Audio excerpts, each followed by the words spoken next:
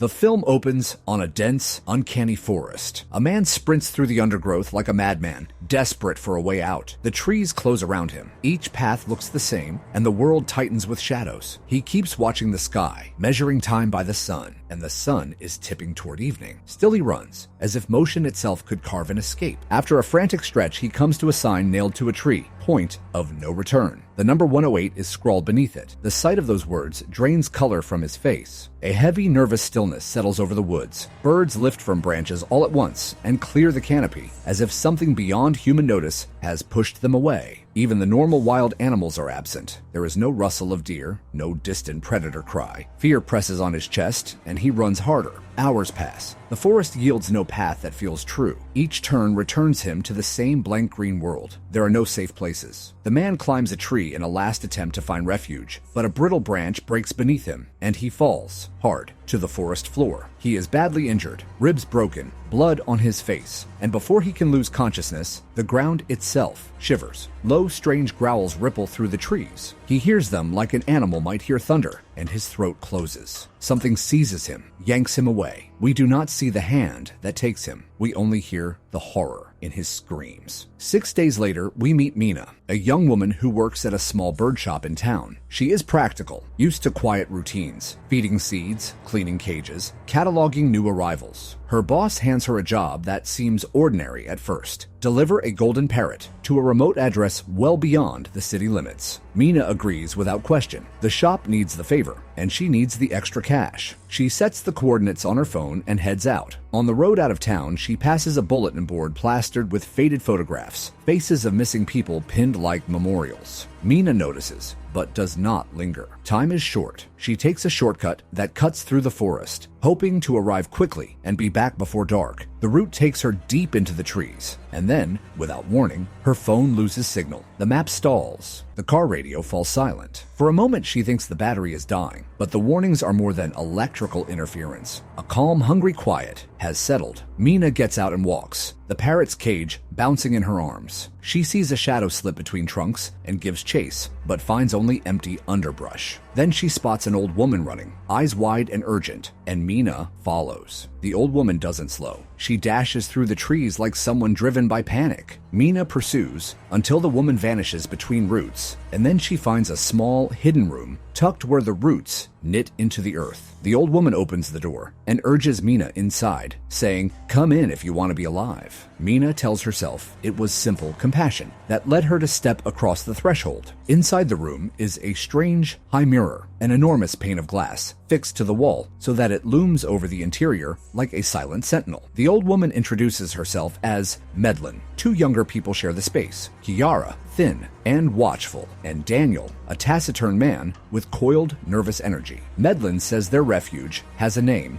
Diacab, and that they live by a small set of strict rules. Before Meena can ask who they are or why they hide here, Medlin instructs her to stand before the mirror. "Someone is coming to see us," she says. Meena asks who might be coming, but Medlin will not answer. The forest presses against the walls, and then a sound begins, an otherworldly murmur that makes the glass tremble. Kiara explains, quietly and with a practiced resignation, "Those are the Watchers. They stand on the other side of the glass and watch us. We cannot see them clearly, but they see us. They come every night after the sun goes down and watch the mirror until morning." The noises grow into a chorus, a slow guttural humming that suggests teeth and wind, and something much older than the settlement. Meena is unnerved. She wants to leave more than ever. Daylight brings a fragile calm. Medlin says the Watchers only come at night. By day, they are forced back into pits in the earth. The people of Diocab are free to move about. Meena plans an escape and, against Medlin's warnings, tries to leave. Medlin forbids it. She has a certainty that Meena will fail and return. She shows Meena the ring of point of no return, signs posted in a wide circle around their shelter, and explains that long ago a certain professor erected them, though the professor hasn't been seen in years. Meena rebels. She is determined to finish her delivery and to get out. That evening, the group performs small ritual gestures before the mirror, quiet acts of attention that read like appeasement. They do not have to stand and be watched all night, but they must follow rules. Do not turn your back to the mirror at night, never mock the Watchers, and during the day, avoid the pits that pepper the forest floor. Kiara tells Meena her story. 5 months earlier, she arrived with her husband. He left to find a path out and never returned. She still believes he might come back. The hope hangs like a thread. Curiosity gnaws at Meena. She does not trust Medlin's warnings entirely. After the others sleep, she kneels at the glass, listens for anything the watchers might whisper. Initially, she hears nothing. Doubt creeps in. She breaks the rules and sleeps with her back to the mirror. The watchers take this as an insult. Their rage rocks the glass. They pound and howl until Medlin rouses her and orders her to stand facing the mirror again. The tempest subsides. The lesson is clear. In this place, petty gestures have consequences. By day, Meena and Kiara hunt in the scrub for food. The forest provides, but it is a harsh patchwork life. Meena asks Kiara what the watchers want. I don't know, Kiara says. We only know that they watch. They are terrifying if you look at them. Kiara leads Meena to a pit, one among many. In daylight, these holes appear shallow and inert, but at night, creatures crawl from them. Meena proposes exploring the pits. She thinks she might learn how to escape. Daniel, impatient and weary, agrees to help.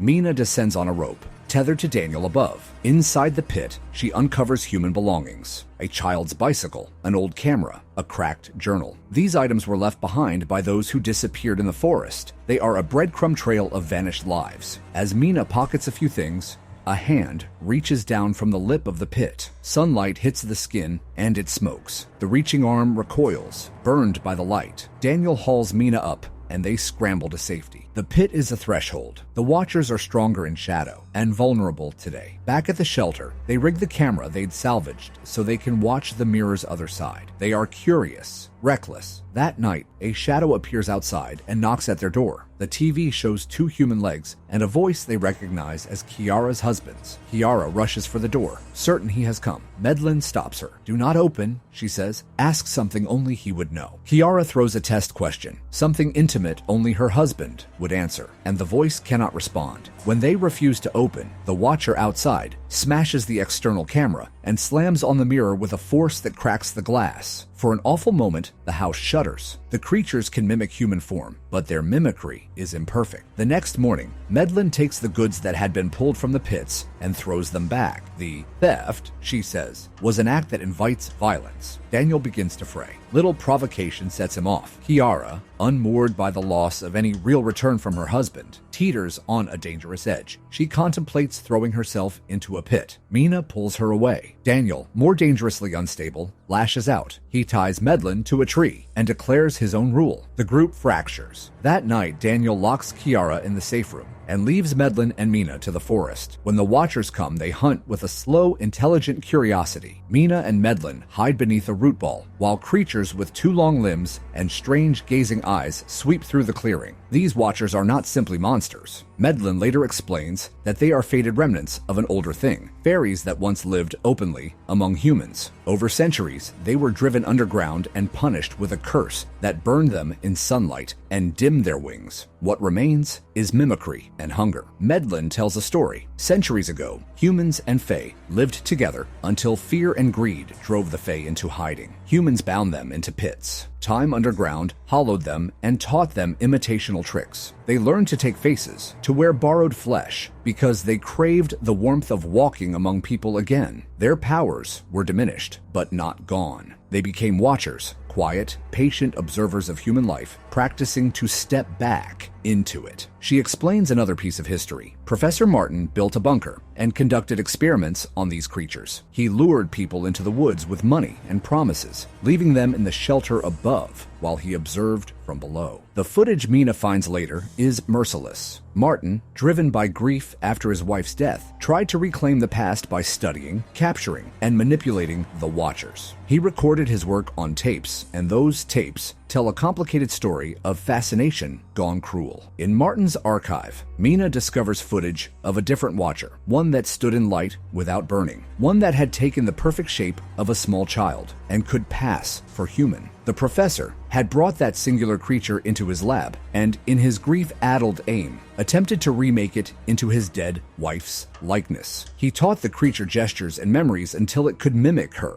At some point, Martin's experiment collapsed into horror. Footage shows an argument, and then 2 gunshots. The professor's final log is a regretful note. Burn this research if you can. He calls his project a mistake. Armed with the professor's notes and a hope born of desperation. The group plans a route out. They release the golden parrot. It flies true, and Meena and the others follow in the direction it takes. The idea is simple. If birds leave the forest at dusk in a certain direction, following them will guide the humans out. The path brings them to an old grave, and Medlin recites a bitter history, how the Fae were betrayed by humans. After hours of travel, a river opens before them and they spy an old boat that seems abandoned. As they make for the boat, a voice calls from behind. Kiara's husband stumbles forward, bloodied and pleading for help. The group rushes to help. Daniel drags the man onto the bank, but when they look closely, the figure distorts. The man is a watcher wearing human skin. In the confusion, the watcher kills Daniel in a sudden brutal strike. It is a devastating, swift reminder that the creatures can get close enough to kill. The river acts as a boundary. The watchers cannot follow into the water. Those who cross it find the world has changed, and the survivors are few. In the city, the survivors split up.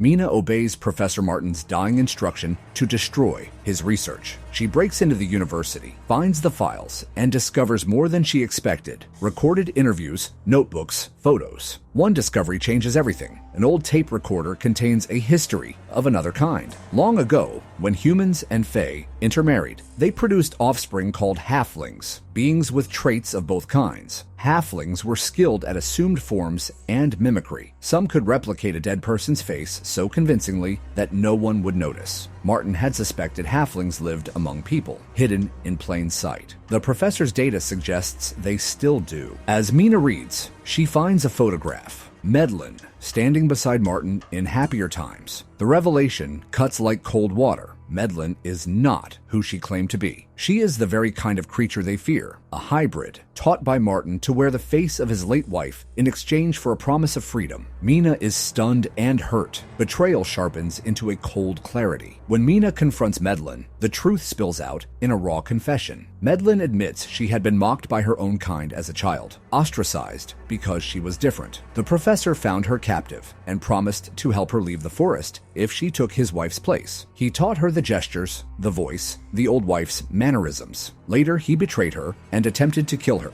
In a last act, Medlin says she killed him. Now she has learned the habits of people and wants, for once, to belong. That hunger for human life, Medlin says, is the reason she has remained near. The confrontation turns violent. Medlin reveals she can take forms and has been using mimicry to survive. She picks up Meena, nearly kills her, and at the last moment, a strangled exchange occurs. Meena's words matter. She insists that Medlin was told by the professor that she could go into daylight because she was a hybrid, HALF human, half Fae, able to tolerate sun. She argues that Medlin is not alone, that there are other halflings living among humans in different guises. The truth touches something in Medlin's chest, and the being falters. For a heartbeat, her shape dissolves, and the wings, small broken, break from her shoulders and she takes flight. She leaves Meena alive. Weeks later, Meena attempts to rebuild a life that can hold ordinary days. She moves in with her sister, tends a few birds, and tries to sleep through the night. The small habits of domestic life become a new armor. She waters plants, shares tea, comments on local weather. But even then, she is vigilant. Shadows can suggest movement at the window. Reflections sometimes seem to hold an odd patience. Meena confesses to her sister that she feels watched, and her sister responds with the small comforts of someone who loves a person who has seen too much. In the film's final image, a little girl stands beneath Meena's window, a small, ordinary child. She looks up with a crooked smile and disappears into the evening. It is Medlin again, but wearing a different face now. Yet the film does not promise a clean ending. If you enjoyed this long-form recap,